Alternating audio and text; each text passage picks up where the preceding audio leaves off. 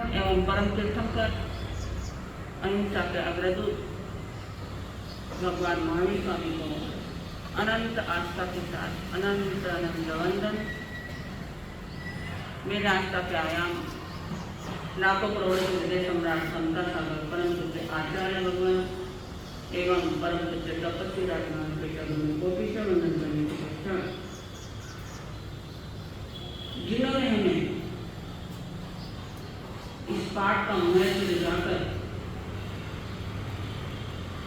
हमारे जीवन को सही दिशा दिखलाई है, सही मोड़ दिया है, ऐसे मेरे जीवन रथ के साथी परम पूज्य गुरु माता के चरणों में कोटि वंदन करने के पश्चात अभी भी आप लोगों ने कर्तव्य कैसे करें, कर्तव्य से चूकना नहीं करेंगे, इस पर कई बातें सुनी। हमारे जीवन में भी ऐसे कई महत्वपूर्ण कर्तव्य होते हैं। उन कर्तव्यों को करते करते हम अपने जीवन का उत्थान कर सकते हैं, हमारे जीवन का हम उद्धार कर सकते हैं। और वह है आलोचना। कहते हैं कटा पावड़ी तो मनुष्य आलो ये नीलू गुरु सगा से होई ऐरेक अलंगो ओहरिया बुलो हारो। इस सूत्र के माध्यम से हमें बताया गया है कि जैसे किसी व्यक्ति के सर पर हाथ हो, कुछ वजन हो, वो नीचे उतार कर अपना भार नहीं हो जाता है, ऐसे ही जो बाकी मनुष्य होते हैं, मनुष्य के हाथों से कई गलतियां होती हैं, कई गलत कार्य होते हैं, उससे अपने जीवन का उद्धार करने के लिए, अपने जीवन का उत्थान करने के लिए, उन दुष्कृत्यों से अपने जीवन को बलि करने के लिए, आलोचना करने के लिए एक अच्छा कर्तव्य है। परमपिता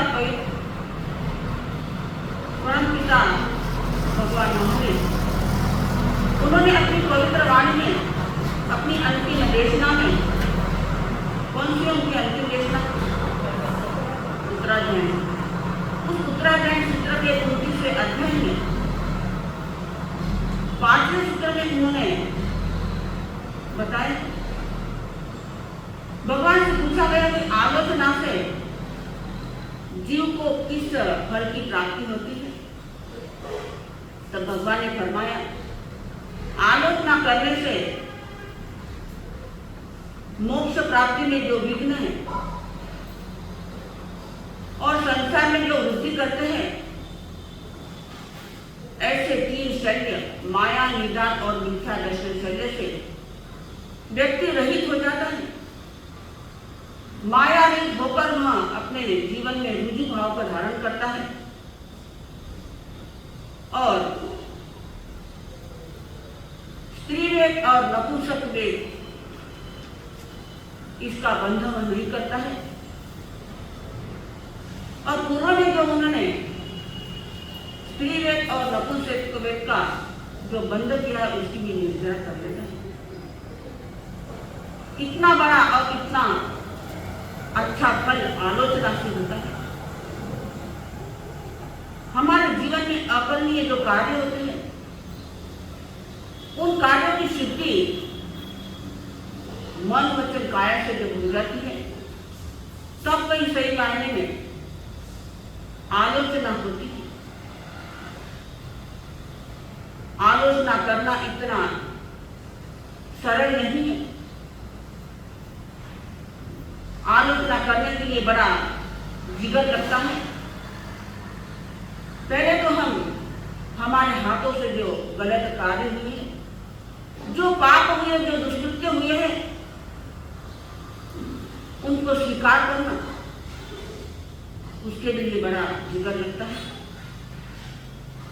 और स्वीकार करने के बाद उसकी आलोचना करना उसके लिए भी बड़ा जिगर लगता है, बड़ा दिल लगता है। स्थानांक सूत्र में आलोचना कौन कर सकता है, ऐसे 10 बातें, 10 सद्गुण बताए हैं, जिसमें एक है जाति संपन्न और कुल संपन्न। जो व्यक्ति जाति और कुल से संपन्न होता है, संस्कारों से संपन्न होता है, वह व्यक्ति आलोचना करने के लिए एकदम सार्थक होता है। अपने मन से, पवित्रता से वह आलोचना करता है। उसके आगे है विनय संपन्न। जो व्यक्ति विनय संपन्न होता है, जिसके जीवन में विनय कूट कूट कर भरा हुआ होता है, अविनय उसके जीवन में कभी नहीं आता है, ऐसा व्यक्ति आलोचना करने का अधिष्ठाता होता है। उसके आगे है ज्ञान संपन्न। जो व्यक्ति ज्ञान संपन्न होता है, जिससे पता होता है कि दुर्गुणों से दुर्गति और सद्गुणों से सद्गति प्राप्त होती है, और ज्ञान प्राप्त करके जहां आलोचना करना है वहां आलोचना करता है, ऐसा व्यक्ति सही मायने में आलोचक होता है। फिर है दर्शन संपन्न। जिसे देव, गुरु और धर्म पर अटल श्रद्धा होती है, अटल आस्था होती है, ऐसा व्यक्ति आलोचना कर सकता है। मिथ्या के लिए आलोचना का कोई महत्व नहीं होता है, आलोचना उसके लिए कोई मायना नहीं रखती है। आगे है चारित्र संपन्न। जो चारित्र धर्म को कल्याणकारी जानता है और अपने आत्मा को विशुद्ध बनाता है, ऐसा चारित्र संपन्न व्यक्ति भी आलोचना करने के लिए समर्थ होता है। चारित्रहीन व्यक्ति आलोचना करने के लिए आगे कदम नहीं बढ़ा पाता। उसके बाद एक शांत, जो क्षमावंत होता है, दूसरों को क्षमा करने के लिए वह उसका जिगर एकदम अच्छा होता है। मन से वह दूसरों को गलती के लिए क्षमा कर देता है। ऐसा व्यक्ति भी आलोचना करने के लिए समर्थ होता है। उसके बाद है दांत। जो इंद्रिय विषयों पर अंकुश लगाने वाला होता है और उसे पता होता है कि इंद्रियों पर अंकुश लगाने से हमारे जीवन का कल्याण होता है, ऐसा दांत व्यक्ति भी आलोचना करने के लिए समर्थ होता है। उसके बाद है अमायु। जिसके जीवन में छल कपट नहीं होते हैं, ऐसा व्यक्ति आलोचना करने के लिए समर्थ होता है। जिसके जीवन में छल होता है, उसके जीवन में जिसके जीवन में छाले होते हैं, तो जो कपट रहित होता है, माया रहित होता है, वह व्यक्ति भी आलोचना करने के लिए समर्थ होता है। उसके बाद है आखिरी अपश्चातापी। जो आलोचना तो कर लेता है और आलोचना करने के बाद पश्चाताप नहीं करता है, ऐसा अपश्चातापी व्यक्ति की आलोचना करने में समर्थ होता है। ऐसे आलोचना करने वाले के स्थानांक सूत्र में 10 सद्गुण बताए हुए। हमारे जीवन में भी ऐसे सद्गुण आ जाए और आलोचना करके अपने जीवन का सही मायने में निर्माण कर सके, तो इन सद्गुणों को अपने जीवन में ही उतारना। कोई व्यक्ति है, उसने कुछ गलत कार्य कर लिया और उसने सोचा मेरे हाथ से गलत कार्य हो गया है, अपने गलतियों की माफी मांगता हूँ, अपने गलतियों की आलोचना करता हूँ और वो गुरु के समक्ष जाने के लिए अपने कदम बढ़ाता है। गुरु के पास पहुंचने के पहले ही वहां अगर काल गमन करे तो वह विराजक नहीं, वह आलोचक ही कहलाता है। किसके उसके मन में यह भाव आ जाते हैं कि मैं गलत कार्य मैंने किया है, उसकी आलोचना मैं गुरु के सामने करता हूं, तो भले ही वह गुरु के पास न भी पहुंचे, उसके पहले वह काल धर्म को प्राप्त कर ले, फिर भी वह आलोचक गिना जाता है, उसकी सही मायने में आलोचना हो जाती है। और जो व्यक्ति आलोचना करने के लिए गुरु के पास पहुंचता भी है, लेकिन केवल द्रव्य आलोचना करता है, भाव से वह आलोचना नहीं करता है, तो वह आलोचना करने के बाद भी वह आलोचक नहीं कहा जाता। एक बार की बात है, किसी गांव में चातुर्मास चल रहा था और चातुर्मास में कई संत, जिसमें एक बड़े आचार्य, बड़े ज्ञानी एक दिन अपने शिष्य ने उन्हें पूछा कि मैं तपस्या का पाना लेने के लिए गोचरी के लिए जा रहा हूं। गुरु ने उसे आज्ञा दे दी। वहां गोचरी करते करते कई घरों से गोचरी लेकर एक घर में पहुंचा। उस घर में पहुंचने के बाद, जिस घर में केवल एक ही महिला थी और कोई दूसरा मेंबर उस घर में नहीं था, उस घर में वह पहुंचा। उस महिला ने उस संत का रूप देखकर उस पर मोहित हो गई। रूप सुंदर होना भी कहीं कहीं खतरा हो जाता है। वह महिला उसका रूप देखकर उस पर मोहित हो गई और उसने जैसे ही संत भीतर आए, उसने मेन दरवाजा बंद कर दिया। जो मुख्य द्वार था उसने बंद कर दिया और उन संतों से कहने लगी कि आपका इतना सुंदर रूप है, अभी आपकी जवानी है, आप इस मार्ग को छोड़कर मेरे यहां रह जाओ। मेरा तन मन धन आपके चरणों में समर्पित है।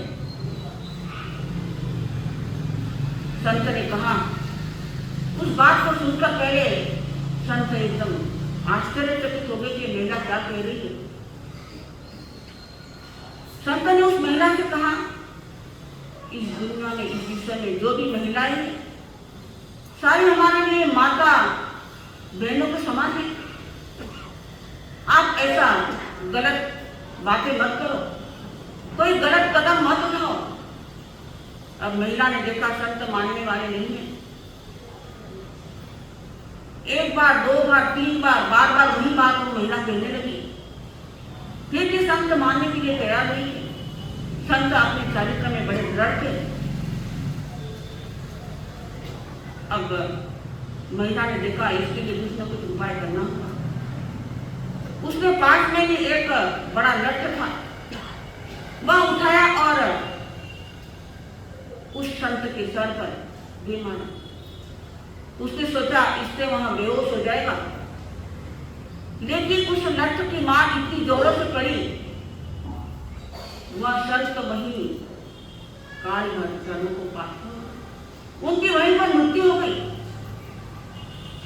अब उसने सोचा कि मैंने क्या करने का सोचा था और क्या हो गया। वह डरने लगी। उसने अपने ही घर में एक गड्ढा खोदकर उसे दफना किया। सारा कार्य पूर्ण होने के बाद उसने निवास हो दिया। इधर स्थानक में गुरुधारी सारे उस संतों की राह देखने लगे। 1 घंटा हो गया, 2 घंटे हो गया, 3 घंटे हो गए, लेकिन अभी तक संत नहीं आए। सब तरह तलाश करने लगे। उस दिन संत नहीं आए, 2 दिन हो गए, 3 दिन हो गए, संत थे ही नहीं, तो आएंगे कहां से? अब चारों तरफ उन संतों की खोज होने लगी। यह बात उस महिला के कान पर पड़ी कि संतों की चारों तरफ खोज होने लगी है। सारे संत आचार्य उम्र वाले थे, सारे संत भूखे बैठे हुए, किसी ने कुछ खाया नहीं पिया नहीं। यह सारी बात उस महिला के कानों पर पड़ी। अब उसने सोचा कुछ न कुछ उपाय करना होगा। अब उसने विचार किया कि मैं संतों के पास जाकर, उन आचार्यों के पास जाकर अपनी गलती कबूल करूं। और एक दिन वहां संतों के पास पहुंची। वहां जाकर उसने उस महिला ने कहा कि मुझे आपसे कुछ एकांत में बात करनी है। आचार्य ने पूछा, ऐसी बात क्या करनी है जो मुझे आप एकांत में ले जा रही हैं? उस महिला ने कहा, बात ऐसी कुछ है, मैं सबके सामने ये बात नहीं कर सकती। और आचार्य ने उसे एकांत में ले जाकर उससे वो बात पूछी कि आपको क्या कहना है। उस महिला ने अथ से इति तक पूरी बात आचार्य से बता दी। आचार्य को बड़ा दुख हुआ कि मेरा शिष्य इस दुनिया में नहीं रहा, और इस बात का भी गर्व हुआ कि इस महिला के इतना प्रयत्न करने के बाद भी मेरा शिष्य चारित्र से डिगा नहीं। इस बात का उन्हें गर्व हुआ। तब उस आचार्य ने महिला से कहा, तुम कल संवत्सरी है, कल इस सभा में आना और सारी सभा में खड़ी होकर अपने इस कार्य का, इस दुष्कृत्य का आलोचना तुम्हें करनी होगी। सबके सामने यह बात तुम्हें कहनी होगी। महिला ने कहा, मुझसे गलती हो गई, आलोचना करनी है तो मुझे सबके सामने बात कहनी होगी। साथ ही साथ आचार्य ने उससे कहा कि तुम काली साड़ी पहनकर आना। दूसरे दिन संवत्सरी के दिन महिला थाने में पहुंची, और संवत्सरी के दिन तो लोग बहुत ज्यादा होते हैं। सारी सभा खचाखच भरी हुई थी, और उसके पहले लोगों से संतों ने कह दिया था कि मेरे संतों को ढूंढना बंद कर दो। वो महिला आई और उसने सभा में खड़ी होकर सभी लोगों से कहा कि उस संतों को मैंने नहीं मारा है। उन संतों का रूप देखकर मेरा मन विचलित हो गया। संतों से बात जो मैंने कही थी वो संतों ने बात नहीं मानी। उसके लिए मैंने उनके सर पर डंडा मारा और वहीं उनकी मौत हो गई। यह बात सुनते ही सारी सभा में खलबली मच गई। सारे लोग चिल्लाने लगे कि यह दुराचार नहीं है, पापी नहीं है, इसे पत्थर से मारो, इसे डंडी से मारो। सारी सभा चिल्लाने लगी। अब सभा को संतों ने शांत किया, और जितने लोग उसमें बैठे थे केवल 2 व्यक्ति ऐसे थे जिन्होंने उसकी निंदा नहीं की थी। उसकी जो काली साड़ी थी पूरी सफेद हो गई, केवल 2 धब्बे उस पर बचे हुए थे। अब सबको आश्चर्य लगा कि पूरी साड़ी सफेद हो गई है और 2 ही धब्बे बचे। उन्होंने संतों से पूछा, आचार्य से पूछा कि इसका क्या कारण है। तब संतों ने कहा, सारी सभा ने इसकी निंदा की है, इसको गलत कहा है, लेकिन इस सभा में 2 ऐसे व्यक्ति हैं जिन्होंने इसकी निंदा नहीं की। वे कहने लगे कि इसके भी बड़े बड़े पाप मनुष्य से हो जाते जाते हैं। इसकी निंदा करके हम पापी नहीं बनना चाहते। कार्य जरूर गलत किया है, लेकिन हम इसकी निंदा नहीं करते। तब आचार्य ने उस महिला से कहा कि 2 बार अंतःकरण से तुम मिच्छामि दुक्कडम कह दो। और जैसे ही उसने 2 बार मिच्छामि दुक्कडम कहा, वह सारी सफेद हो गई, क्योंकि उसने अंतःकरण से आलोचना की थी। आलोचना करने के लिए जो जिगर हमें चाहिए हमारे पास वो नहीं होता है। लेकिन उस महिला के पास इतना गलत कार्य किया, सबके सामने उसने वह बयान किया और आलोचना की, यह भी बड़ी बात है। उसने संतों से कहा, तुझिया दारिणी तिष्ठु निवेलो पापी राजा देवा उगर देवा उगर मीतर पापी मीठ सांगते दान क्षमे के मीतर पापी मीठ सांगते दान क्षमे के पातक भारी पाय कर करे, पातक भारी पाय कर करे, पापी लाचार देवा उगर देवा उगर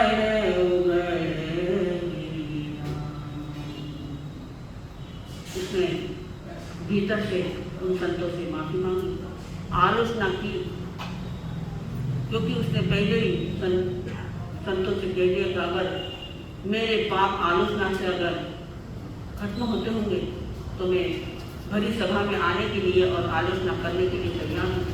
और बड़े जिगर से उसने सभा में क्षमा याचना की, आलोचना की, तो उसका पाप नष्ट हो गया। लेकिन ऐसे दुष्कृत्य हमारे जीवन में हमें कभी नहीं करना चाहिए। छोटे बड़े कई ऐसे कार्य होते हैं जो अकरणीय होते हैं।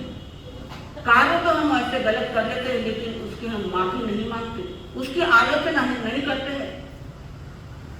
लोग सोचते हैं कि हम गंगा जमुना सरस्वती में नहा लेंगे तो हमारे पाप नष्ट हो जाएंगे।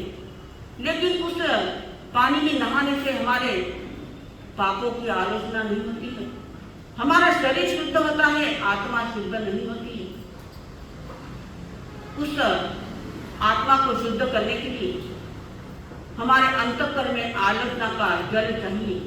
जब हमारे जीवन में, हमारे अंतःकरण में आलोचना का जल प्रवाहित होगा तब कहीं जाकर हमारे जीवन का सही मायने में निर्माण हो सकता है। और जब निर्माण होता है तो निर्वाण भी होना जरूरी है। निर्वाण हो जाता है तो निर्वाण प्राप्त करने के लिए हमें आलोचना हमारे जीवन में लाना होगा। ऐसे कई बातें हैं, फिर भी आलोचना करना अत्यंत आवश्यक है। 24 तीर्थंकर हमारे हैं, उसमें पहले और आखिरी के तीर्थंकर, उनके जो साधु साध्य है, श्रावक श्राविका है, वो वक्र बुद्धि वाले होते हैं। लेकिन बीच में के जो 22 तीर्थंकर है, उनमें जो लोग साधु साध्वी होते हैं, 4 तीर्थ जो होते हैं, वह सरल होते हैं, वक्र नहीं होते हैं। जिस समय उन्हें उनके जीवन में कोई पाप हो जाता, कोई गलत कार्य हो जाता है, वह तुरंत उसका प्रतिक्रमण कर लेते हैं। फिर भी वह अत्यंत सावधान होते हैं। तो हमारे जीवन में तो कई ऐसे गलत कार्य होते हैं तो हमें कितना सावधान रहना होगा। और सावधान रहने के लिए हमारे जीवन में आलोचना लाना अत्यंत आवश्यक है। हम प्रतिक्रम करते हैं, प्रतिक्रमण में बड़ी संलग्नता का पाठ कहते हैं। उसके हम कहते हैं आलोच के परिक्रम करके, निंदक के निश्चय होकर के, आलोच के यानी आलोचना करके, परिक्रम करके यानी उस पाप का त्याग करके, निंदक यानी आत्म निंदा करके और निश्चय होकर यानी शरीर रहित होकर के हमारे जीवन का उत्थान हमें करना है। हमारे जीवन में कोई शल्य नहीं होना। तीनों शल्य जो है वो तब निकलते हैं जब हमारे जीवन में आलोचना होती है। सही मायने में हम आलोचना करते हैं तब कोई जमा हमारा जीवन शुद्ध और पवित्र होता है। और जीवन को शुद्ध और पवित्र करने के लिए भगवान ने फरमाया है, संकल्प करो हमारा